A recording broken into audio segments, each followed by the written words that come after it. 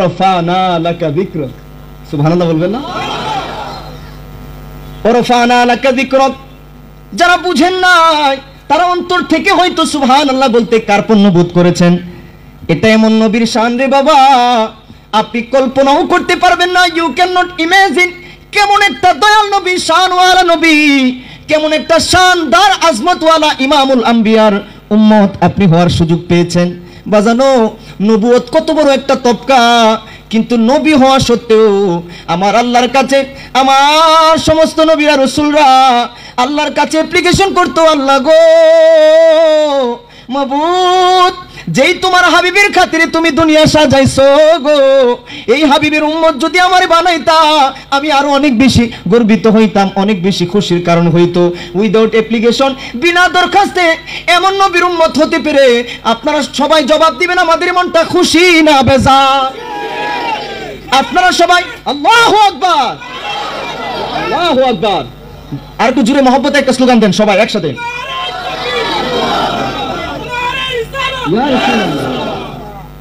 আচ্ছা শুনেন, আরেকটা মাত আমি বলি, আপনারা সবাই সুন্দরের পাগল নানি, এটা সৃষ্টিগতভাবে যুইয়িনা লিন-নাসি হুব্বুশ শাহওয়াত, মানুষের নারীর প্রতি আকর্ষণ আছে পুরুষের, ঠিক না নি? পুরুষের নারীর প্রতি, নারীর পুরুষের প্রতি, আর সবার ওই সুন্দরের প্রতি দুর্বলতা। এখন আপনারা বলবেন হুজুর, নবীরে আমরা কলিজায় বসাইমু, নবীরে আমরা এক নম্বরে রোল মডেল বানাইমু, শর্ত হইলো নবী সুন্দর না, একটু আপনি বলে যান, আজকে আমাদেরকে বুঝাই দিয়ে যান। আমি একটু হাদিসটা খুললাম, একটু আমি হাদিসটা খুলে দেখতে চাইলাম। আমার দয়াল নবী, মায়ার নবী, our role model holy prophet Muhammad সাল্লাল্লাহু আলাইহি সাল্লামের সৌন্দর্য কেমন ছিল। একটা পূর্ণিমার চাঁদের রাত, পূর্ণিমার চাঁদ উঠতেছে। কিসের চাঁদ? পূর্ণিমার চাঁদ। পূর্ণিমার চাঁদ উঠতেছে। হযরতে জাবের বলেন, পূর্ণিমার চাঁদের রাতে আমার দয়াল নবী, মায়ার নবী আসতেছেন। আমি একবার পূর্ণিমার চাঁদের দিকে তাকাই, আরেক দিক দিয়ে আল্লাহর হাবিব আসতেছে, আমি আল্লাহর হাবিবের দিকে তাকাই, আবার চাঁদের দিকে তাকাই, আবার নবীর দিকে তাকাই। তাওয়াজ্জু চাই ওই নবীর দিকে, যেই নবী সারা জীবন বাদশাহ হওয়ার পরেও নিজের জন্য একটা মুহূর্ত কান্দে না, এই গোটা বিশ্বের গুনাহগার উম্মতের জন্য কাঁদছে। তাওয়াজ্জু চাই ওই নবীর দিকে, ওই মদিনার দিকে সবার একটু তাওয়াজ্জু চাই, যিনি এখনো সোনার মদিনায় শুয়া উম্মতি উম্মতি বলে কাঁদতে আছে। হযরতে জাবের বলেন, আমি একবার চাঁদের দিকে, আবার নবীর দিকে, আবার চাঁদের দিকে, আবার নবীর দিকে তাকাইতে থাকলাম। তাকাইতে তাকাইতে শেষে আমি এই উপসংহারে আসতে বাধ্য হলাম, এরে দুনিয়ার মানুষ, আল্লাহর হাবিব দয়াল নবী পূর্ণিমার চাঁদের চাইতেও আরো বেশি সুন্দর। আর কিছু বলেন না সুবহানাল্লাহ। কেমন নবীর উম্মত হইলেন। এবার আসেন আদর্শের দিক দিয়ে, আইডিওলজি, ক্যারেক্টার, বিহেভিয়ারের দিক দিয়ে। মানুষটা যদি সহজ সরল, মানুষটা যদি মিষ্টি ভাষী, মানুষটা যদি সুন্দর আচরণের হয়, বালা মানুষকে ম্যাক্সিমাম সবাই ভালোবাসে। আমার নবীর আচরণ কেমন আসলো এটাও আমরা একটু জেনে আসি চলেন। আমার নবী একদিন নুরানি জবান মুবারক দিয়া নুরানি তকরির মুবারক ফরমান। আমরা কতই না ভাগ্যবান হতাম যদি একবার স্বপ্নে হলেও আমার দয়াল নবীর নুরানি চেহারা মুবারক দেখতে পারতাম। এই পাপী জীবন ব্যর্থ, এই গুনাহপূর্ণ জীবন ব্যর্থ, যদি না একবার আমার নবীরে না দেখা মরি। কেমন নুরানি জবান মুবারকের মাত, এত সুন্দর নবীর কথাগুলো ছিল। বাজানো, আপনারা তারিখের কিতাবগুলো পড়লে পাবেন, যারা নবীজির অ্যান্টি পার্টি ছিল, বিরোধীও ছিল, তারাও আড়াল থেকে আমার নবীর বাণী মুবারকগুলো শুনতো আর অবাক হয়ে যাইতো। এত সুন্দর কথা, এত নুরানি বাণী কেমন করে উনি ফরমায়। একদিন এক ইহুদি পিছনে দাঁড়ায়া আমার দয়াল নবী, মায়ার নবী, সবাই বলেন সাল্লাল্লাহু আলাইহি ওয়াসাল্লাম, আমার দয়াল নবী, মায়ার নবী জবান থেকে বয়ান ফরমান। পিছন থেকে একটা ইহুদি দাঁড়ায় দাঁড়ায় আমার নবীর বয়ান শুনতেছে। হঠাৎ করে নবীর নজর মুবারক ওই যুবকের দিকে পড়তেই নবীজি বসার জন্য ইশারা দিলেন, দাঁড়ায় থাকিও না। মজলিসের আদব বড় গুরুত্বপূর্ণ জিনিস। আদবে আউলিয়া, বেআদবে শয়তান। আছে না নাকি নাই? আদব লাগবে। যেমন আপনারা জুমার নামাজে যান, জুমার নামাজ পড়েন, অনেক আমাদের মুরব্বী আব্বারা আছে, বুঝে না অনেক সময়, বা যুবকরাই অনেকের মানে ডে অনেকের পিছ দিয়ে দিয়ে একদম সামনে যায়। না না না, আগে যে আসবা সামনে বসবা, পিছনে যে আসবা পিছনে বসবা। তুমি খুতবার সময় মানুষকে যে এইভাবে আঘাত করে করে সামনে যাচ্ছ, এটা বড় ধরনের গুনার কারণ। এগুলো আমি সামনে বলতেছি। মূল কথা হলো, নবীজি ডাক দিলেন, ইহুদির সামনে আসলেন, নবীজি নিজের চাদর মুবারকটাই দিয়ে দিলেন।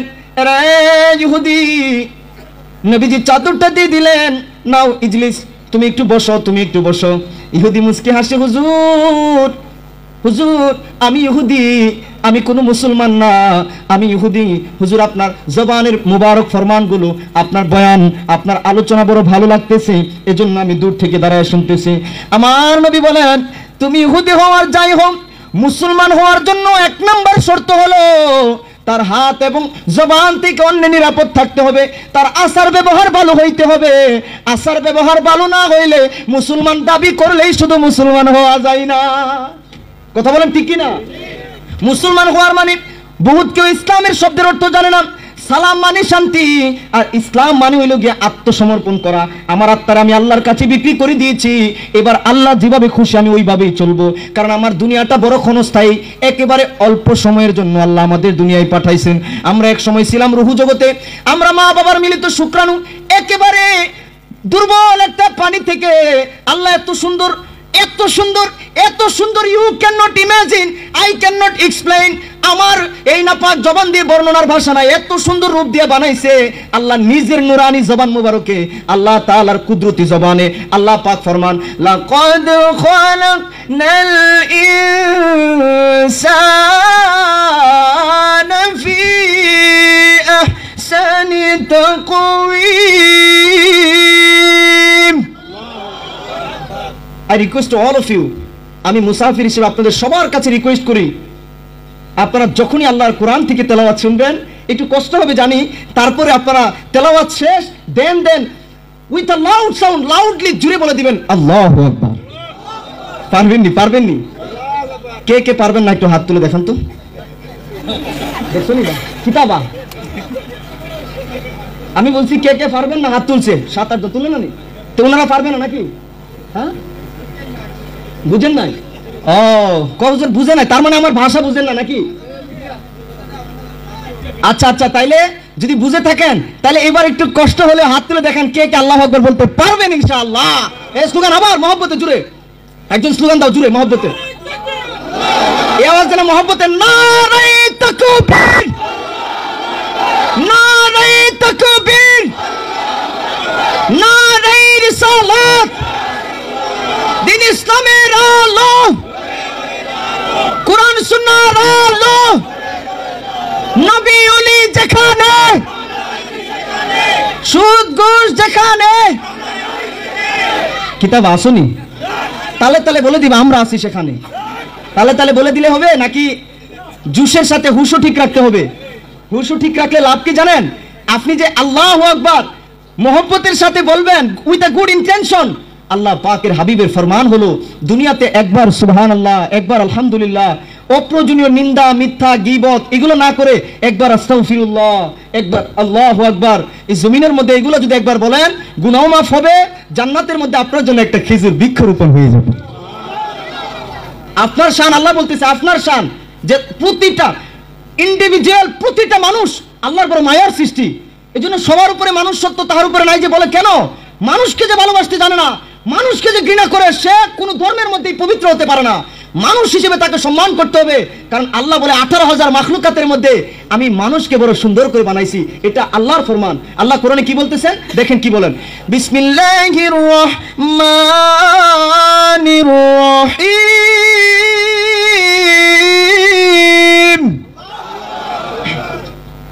লাকাদ খালাকনাল ইনসানা ফি আহসানি তাকওয়িম।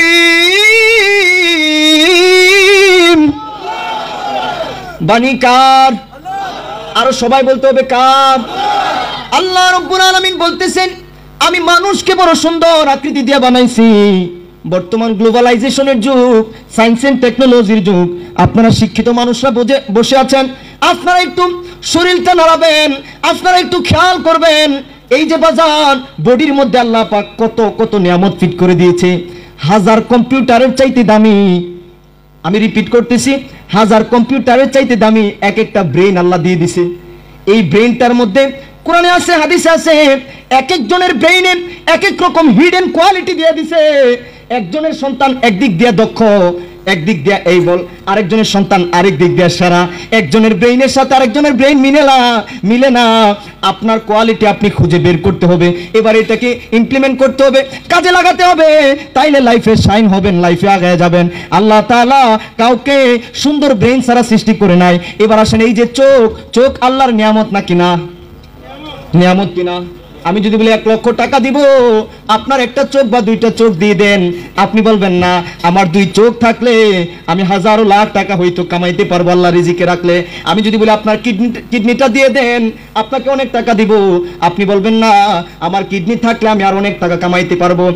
আমি নিঃশ্বাসের কথা যদি বলি, রে বাজান, বিজ্ঞানীরা রিসার্চ করে দেখেন একজন সুস্থ সবল মানুষ each and every second, each and every minute, প্রতি মিনিটের মধ্যে ন্যূনতম 10 বার, ঘন্টায় 600 বার, দিনের মধ্যে মিনিমাম অ্যাটলিস্ট 14,600 বার এই যে নিঃশ্বাস উঠানামা করতেছে। একদিন যদি কঠিন অসুস্থ হয়ে যায়, হাসপাতালের মধ্যে যখন গিয়ে ভর্তি হবেন, প্রতি মিনিটের অক্সিজেনের বিল আসবে, প্রতি ঘন্টার অক্সিজেনের বিল আসবে। জন্ম থেকে নিয়ে মৃত্যু পর্যন্ত আপনারে ফ্রিতে যিনি এই অক্সিজেন নিঃশ্বাস নেওয়ার সুযোগ দিতেছে, বলেন তিনি কে? আরো জোরে মাতো, তিনি কে? সেই আল্লাহ পাককে যদি তোমরা ডাকো রে, আল্লাহ এত খুশি হয়, ফেরেশতাদের সাথে বলে আল্লাহ গর্ব করে, রে নূরের ফেরেশতারা, নূরের ফেরেশতারা, তোরা না বাধা দিছিলে এই মানুষ বানানোর দরকার নাই। দেখ মণিপুর রাজ্যের মানুষগুলা, জিরিবামের মানুষগুলা, ওই হযরত মস্তর শাহ আলিয়া মাদ্রাসা প্রাঙ্গণে লালমাট এই লাল পানির মধ্যে দূর দূরান্ত থেকে আগত আমার বান্দা বান্দিগুলা, আমি আল্লাহরই কত মহব্বত লই আল্লাহু আকবার সুবহানাল্লাহ বলে ডাকে রে। দেখ ফেরেশতারা, এরে ফেরেশতারা শুন, এরা কি আমার জান্নাত দেখছে? না, আল্লাহ দেখে নাই। এরা জাহান্নাম দেখছে? না, আল্লাহ দেখে নাই। ফেরেশতারা রে, নূরের ফেরেশতারা রে, এরা এগুলো না দেখে কেন আমি আল্লাহর এভাবে মায়া করে ডাকে? আল্লাহ গো, তোমার হাবিবের ফরমান থেকে, তোমার হাবিবের বর্ণনা শুনে তারা বিশ্বাস করে তোমার ডাকে। আল্লাহ বলে, ফেরেশতারা তোরা সাক্ষী থাক, এই জান্নাত জাহান্নাম না দেখে আমার বন্ধু নবীর কথাই যারা আমার মায়া কইরা ডাকে রে, রোজ কিয়ামতের দিন তাদের জিকিরের উসিলায় এই মাদ্রাসার মাঠ পর্যন্ত তাদের পক্ষে সাক্ষী হবে, আমার নবী তাদের পক্ষে সাক্ষী হবে, আমি আল্লাহ তাদের সবার জীবনের গুনাহগুলো মাফ করে দিলাম। এজন্য আজকের মাহফিল হয়ে যাইতে পারে আমাদের সবার জন্য নাজাতের উসিলা, যদি না আমরা তওবার নিয়তে বসি, গুড ইন্টেনশনের সাথে বসে, ভালো নিয়তে বসে। আল্লাহ গো, মাহফিল তো শেষ হয়ে যাবে, আগামী বছর মাহফিল যারা বেঁচে থাকবে হয়তো করবে, কিন্তু আমরা তো কেউ গ্যারান্টি দিতে পারি না আগামী বছর মাহফিল হবে, আমরা বেঁচে থাকবো এই গ্যারান্টি দিতে পারেন? আপনারা পারেন? গত বছর মাহফিল হয়েছিল, এই বছর হচ্ছে, 1 বছরের ভিতরে এমন অনেক মানুষ আছে কিনা যারা কবরে চলে গেছে? আছে না? মায়ার মানুষগুলা এত সুন্দর জান্নাতের বাগানে বসা ছিল, আজকে এমন একটা কবরে আমরা শুয়াই দিয়ে আসলাম বাজার, যেই কবরে যাওয়ার গাড়ি আছে, ফেরত আসার আর কোনো গাড়ি নাই। আজকে কত মানুষ আছেন, আপনার আব্বা নাই, আম্মা নাই, আপনার দাদা নাই, দাদি নাই, নানা নানি, বন্ধু বান্ধবরে কবরে রেখে আসছেন, আপনার খবর নাই। কালকে আপনার ওই উপরে মাটি, ডাইনে মাটি, বামে মাটি, এই কবরে যাওয়ার জন্য আজরাইল আপনারেও গ্রেফতার করবে, ঠিক কিনা? এজন্য ভালো কাজ করতে হবে। মসজিদ মাদ্রাসায় দান খয়রাত, এটাকে অনেকে ছোট জিনিস মনে করে। মাহফিলে মাদ্রাসায় আমরা যদি তৌফিক অনুযায়ী মন খুলে দান করি, এটা 4-5 দিক দিয়ে লাভ। এগুলো বলতে গেলে রাত্র শেষ হয়ে যাবে। একেবারে ছোট যে হাদিসগুলো, এগুলো থেকে যদি বলি, আমার দয়াল নবী বলেন, উম্মতেরা রে, মানুষ যখন মৃত্যুবরণ করে তার সবচাইতে বেশি কষ্ট হয় যখন তাকে ঘর থেকে বের করে দেওয়া হয়। মানুষটা একটা চিৎকার করে, আহারে এই ঘর সাজাইতে গিয়া, এই বাড়ি সাজাইতে গিয়া আমি কত নামাজ কাজা করিলাম, কত মানুষকে কষ্ট দিলাম, আজকে কি এমন নিঃশ্বাস বন্ধ হইতে দেরি, আমার ঘর থেকে বাহির করতে আর দেরি না। ঘর থেকে বের করে দিলেন, সমস্ত আমলের দরজা বন্ধ, সমস্ত আমলের দরজা বন্ধ। তিনটা আমল ছাড়া। কোন তিনটা আমল? গভীর মনোযোগে আমলের নিয়তে শুনবেন, আপনারা এই আমলগুলো বেশি বেশি করবেন, ইনশাআল্লাহ আপনাদের মৃত্যুর পরেও কবরের মধ্যে সওয়াব যাইতে থাকবে।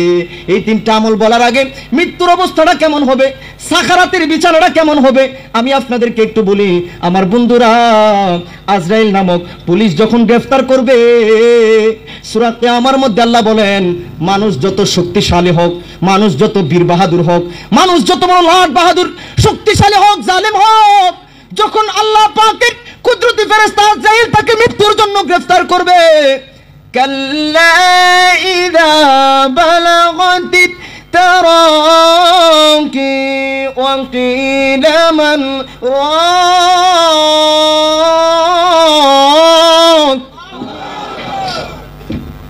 وظن أنه الفراق والتفت الساق بالساق والتفت الساق بالساق। আজরাইল রে দেখা মাত্রই মানুষটার বলে, আল্লাহ বলতেছেন, মানুষটার পায়ের এক গোড়ালি আরেক গোড়ালির সাথে মিশিয়ে যাবে, মানুষটা একটা চিৎকার মারবে, চক্ষু উল্টিয়ে যাবে, ওয়াকিলা মান রাক, সে বলবে, আহারে কেউ আসুনি আমারে বাঁচাইবা, কেউ আসুনি আমারে ঝাড়ফুঁক করবা, কেউ আসুনি আমারে ঝাড়ফুঁক করবা, এত তাড়াতাড়ি মৃত্যু আসবে আমি তো চিন্তাও করি না। কতজনের হক মারিয়া খাইলাম, কত নামাজ সারলাম, নামাজ ধরবো শুরু করব বলে আর করি নাই, মাদ্রাসা করব বলে আর করি নাই, মা বাবার খেদমত করব বলে আর করি নাই। আহারে আমার মরণ দি সামনে চলে আসলো, আহারে কেউ আসুনি আমারে বাঁচাইবা। ডাক্তার, দুনিয়ার কবিরাজ সবাই আসলেও বিদায়ের ঘন্টা যেদিন বেজে যাবে, আল্লাহ পাকের নির্ধারিত সেই দিন যেদিন এসে যাবে, আব্বা পৃথিবীর কোন ডাক্তারের আর সেদিন বাঁচানোর ক্ষমতা আছে নাকি? বাজানো সেই দিন সবার সামনে আসবে কিনা? সবাই বলেন আসবে কিনা? হঠাৎ একদিন হবে এলান, হঠাৎ একদিন হবে এলান মসজিদের মাইকে, বাড়িওয়ালা নাই রে বাড়ি নাই রে দুনিয়াতে, বাড়িওয়ালা নাই রে বাড়ি নাই রে দুনিয়াতে, ঠিক না? মরণ বড় কঠিন জিনিস, মৃত্যুর পরে সমস্ত আমলনামা বন্ধ, তবে 3 প্রকারের আমল চালু। এর মধ্যে 1 নম্বরে হলো, যদি আপনি একটা নেককার সন্তান রেখে যান, নেককার সন্তানটা এমন গাছ, যেই গাছের ফল মৃত্যুর পরেও কবরে থাইকা পাওয়া যায়, সে যখন নিয়ামত পাবে, আল্লাহ গো, আল্লাহ গো, ও মায়ার আল্লাহ, এত নেক আমল তো আমি দুনিয়ায় করি নাই, এত নিয়ামত কবরে কেন পাইতেছি? আমার আল্লাহ কুদরতি ভাবে জবাব দিবে, আরে মায়ার বান্দা, দুনিয়ায় থাকতে তুই তোর নেককার সন্তান বানাইছিলি, তুই আমার নিয়ামত, আমার আমানত সন্তানগুলারে ওই মস্তর শালিয়া মাদ্রাসায় ভর্তি করছিলি, তুই বিভিন্ন ধরনের মসজিদ মাদ্রাসায় দিয়া, মক্তবে দিয়া সন্তানের কোরআন শিখাইছিলি, আমি আল্লাহর প্রেম শিখাইছিলি, মানবতা, ইনসাফ, তাকওয়া, তরবিয়ত শিখাইছিলি। সন্তানরা যে দুনিয়ার মধ্যে ভালো কাজ করে, মানুষের খেদমত করে, দান খয়রাত করে, মসজিদ মাদ্রাসার পক্ষে চলে, নামাজ পড়ে, আর মা বাবার জন্য দোয়া করে, মা বাবার জন্য সন্তান যখন কান্দে, আমার আল্লাহ মা বাবার দোয়া সন্তানের জন্য যেমন ফিরাই না, আজকে আপনারাও যদি গুনাহগার মুসাফিরের সাথে মা বাবার জন্য কাঁদতে পারেন, আমার মন বলে আমার আল্লাহ সহ্য করতে পারবে না, পারবে না। আপনাদের চোখের পানি মাটিতে পড়ার আগে আগে আপনাদের মা বাবার কবরের আযাব আল্লাহ মাফ করে দিবে। আর জোরে বলেন না সুবহানাল্লাহ। এজন্য 1 নাম্বার হলো নেককার সন্তান। বাজানো, একটা সন্তান নেককার বানান, মাদ্রাসায় দেন, আলিম উলামাদের সাথে সম্পর্ক করায় দেন। আলিম উলামারা ওয়ারাসাতুল আম্বিয়া, আমাদের নবীর সম্পদ ওয়ারিস, মাল সম্পদ নাই, স্বর্ণ অলংকারের ওয়ারিস নাই। আমার নবী বলে আমার ওয়ারিস হলো আলিম উলামাগণ। নেককার আলিমদের সাথে, ইমামদের সাথে যখন সম্পর্ক রাখবে আপনি, আপনার সন্তান, তখন আপনারা অবশ্যই আল্লাহ মরণের আগে নবীর দিদার একবার নসিব করে দিবেন। হ্যাঁ, আলেমদের সাথে সম্পর্ক রাখবেন, মসজিদ মাদ্রাসায় মক্তবে পাঠিয়ে দিবেন সন্তানদেরকে কোরআন শেখানোর জন্য। কোরআন এমন একটা কালাম ইন দিস ওয়ার্ল্ড, যেটা কোরআন কালামের শুরুতেই বলে দেয় যালিকাল কিতাবুল লা রাইবা ফি। এই কোরআন চ্যালেঞ্জ শুনে দেয় যে এই কোরআন যে যত বেশি পড়বে, কিয়ামতের দিন কোরআন তার পাঠকের পক্ষে সুপারিশকারী হিসেবে দাঁড়ায় যাবে। হ্যাঁ, হাদিসের মধ্যে আছে, কোরআন পড়বেন ইনশাআল্লাহ, কোরআন। এই জন্য 1 নম্বরে নেককার সন্তান। আপনাদের মা বাবার জীবন ধন্য। কারাগো এত সুন্দর করে আলেম ওলামাদের সম্মান করে এত সুন্দর মাহফিল আপনারা সাজাইলেন, আমার মন বলে আপনাদের মা বাবার জীবন বড় ধন্য। নিশ্চিত আপনাদের মা আপনাদেরকে পেটে রাখা বুঝি ভালো কাজ করছে, এজন্য আপনারা এই এত সুন্দর একটা মাহফিল সাজাইলেন, মাদ্রাসা সংলগ্ন ময়দানে এত মানুষের খেদমতের ব্যবস্থা করলেন। আল্লাহ আপনাদের মা বাবার গুনাহ মাফ করুক, আপনাদের নেক নিয়তকে কবুল করে নাজাতের উসিলা বানায় দেখ আজকের মাহফিলকে। সকলে বলেন আল্লাহুম্মা আমিন। নেককার সন্তান। 2 নম্বরে হলো সদকায়ে জারিয়া। এই যে একটা মাদ্রাসায় আপনি দান করবেন, আপনি দিলেন 20,000 টাকা, 50,000 টাকা, 10,000 টাকা, তৌফিক না থাকলে আপনি যত দিলেন 5,000 টাকা, এই যে মাদ্রাসা চলবো, হেফজখানা চলবে, মাদ্রাসা চলবে, ছাত্ররা কোরআন শিখবে, যতদিন এই মাদ্রাসা চলতে থাকবে, আপনি যে আল্লাহ খুশির জন্য সহযোগিতা করছেন, যদি আল্লাহ খুশির জন্য আপনি সহযোগিতা করেন, একটা রাস্তা নির্মাণ করে দেন, একটা কালভার্ট নির্মাণ করে দেন, আপনি মানুষ সুবিধা পায় এমন একটা সদকায়ে জারিয়া করে দেন, এতিমখানা করে দেন, মসজিদ মাদ্রাসায় সহযোগিতা করেন, এটা যতদিন মানুষ বেনিফিট পাবে ততদিন আল্লাহ চাহিত ইমানদারের কবরে সওয়াব যাইতেই থাকবে, যাইতেই থাকবে, যাইতেই থাকবে, যাইতেই। চুরি বলো না সুবহানাল্লাহ। এজন্য ভালো ভালো নিয়ত করো, মা বাবার নামে, সন্তানের দুয়ার নামে, মুসাফিরের কাছে তোমরা শুনাই দিবা মসজিদ মাদ্রাসার জন্য তোমরা ইনশাআল্লাহ কতটুক নিয়ত করেছো। 2 নম্বর গেল সদকায়ে জারিয়া। 3 নম্বর হলো এমন ইলম, এমন জ্ঞান সমাজের মধ্যে রেখে যাওয়া যেটা মানুষ উপকৃত হয়, মানুষ ফায়দা পায়, মানুষ চেঞ্জ হয়, সোসাইটি চেঞ্জ হয়, মানুষ উপকৃত হয়। এরকম উপকারী এলেম যদি আপনি মানুষকে বিতরণ করে যাইতে পারেন, এই এলেম দ্বারা যতদিন মানুষ উপকৃত হবে ততদিন ইমানদারের কবরে সওয়াব যাইতেই থাকবে, যাইতেই থাকবে। আর জোরে বলেন না সুবহানাল্লাহ। এজন্য আমার বাবারা এই 3টা কাজ মৃত্যুর আগে করে যেতে হবে। আল্লাহ পাক কোরআনে বলছেন, এই যে ফি আহসানি তাকওয়িম, এত সুন্দর করে মানুষ বানাইছি, কিন্তু এখন কিন্তু মানুষ আর মানুষ নাই। এমন মানুষ আছে ও দুনিয়ার লোভে পইরা মানুষকে খুন করে ফেলে। নাউজুবিল্লাহ বলেন না, আছে না নাই সমাজের মধ্যে? অথচ আজকে এমন মানুষও আছে ক্ষমতার লোভে মানুষ দুর্বলের উপর অত্যাচার করে, মানুষ ক্ষমতার লোভে বোনের সম্পদ, এতিমের সম্পদ লুট করে, আছে কিনা নাই? অথচ আল্লাহ বলেছেন, ওয়া মা খালাকতুল জিন্না ওয়াল ইনসা ইল্লা লিয়াবুদুন। I have only created jinns and mankind that they may serve me. আমি আল্লাহ তাআলা মানুষ এবং জিন বানাইছি যেন তারা আমার ইবাদত করে। অথচ আপনারা যদি ইবাদত না করে নাফরমানি করেন, আমরা স্বীকার করি, আমরা অ্যাডমিট করি যে আমাদের সবার জীবনে গুনাহ আছে না নাই? যদি গুনাহ থাকে, আজকে আমি 3টা কাজ বলবো ইনশাআল্লাহ, কোরআন থেকে হাদিস থেকে, যেই 3টা কাজ করলে ইনশাআল্লাহ আপনাদের গুনাহগুলো আল্লাহ পাক আজকে মাফ করে আপনাদের বাড়িতে নিবে ইনশাআল্লাহ। কয়টা কাজ? আমলের নিয়তে শুনবেন ইনশাআল্লাহ। 1 নাম্বার আসেন কি কাজ? আমার দয়াল নবী, মায়ার নবী একদিন নামাজ পড়তেছেন, এশারের নামাজ পড়লেন। হযরত আবু হুরায়রা রাদিয়াল্লাহু তাআলা আনহু পিছনে এসে নামাজ পড়লেন, সমস্ত সাহাবায়ে কেরাম নামাজ পড়লেন। যেহেতু নামাজের কথা আসছে, আমি আপনাদের একটা হাদিস বলে দেই বাবা, আমার দিকে সবাই মনোযোগ দেন। বাবা গো, মনে রাখবেন, যদি কেউ মুসলমান পরিচয় মরতে চান, যদি কেউ আমার আল্লাহ পাকের রহমত ফজল করম দ্বারা জান্নাতের আশা করতে চান, তাইলে মুসলমানের পরিচয়ের মধ্যে 1 নাম্বার পরিচয় হইল নামাজ। আল ফারকু বাইনাল মুমিনি ওয়াল কাফির তারকুস সালাহ। নামাজ সারা যাবে না, নামাজ সারা কোনো মুসলমানিত্ব নাই। দুনিয়ার যত কাজ থাকুক, আজান যখন হয়ে যায় তখন মুসলমানের প্রধান দায়িত্ব হলো আল্লাহর ডাকে সারা দিন নামাজ পড়া। কথা ঠিক না বেঠি? নামাজ পড়া দরকার আছে না নাই? নবীজি নামাজ পড়লেন। এমনকি সিয়াসিতার বা মিশকাত শরীফের আপনি কিতাবুস সালাত পড়েন, সিয়াসিতার প্রায় প্রতিটা কিতাবুস সালাত পড়েন। আমার দয়াল নবী, মায়ের নবীর সাহাবায়ে কেরামের মধ্যে যারা জান্নাতের সার্টিফিকেট পেয়েছেন, ওই রকম সাহাবীরাও মাইলের পরে মাইল হাইটা গিয়া মসজিদে গিয়ে জামাতের সাথে নামাজ পড়তেন, কোনদিন নামাজ ছাড়তেন না। বাজানো আজকে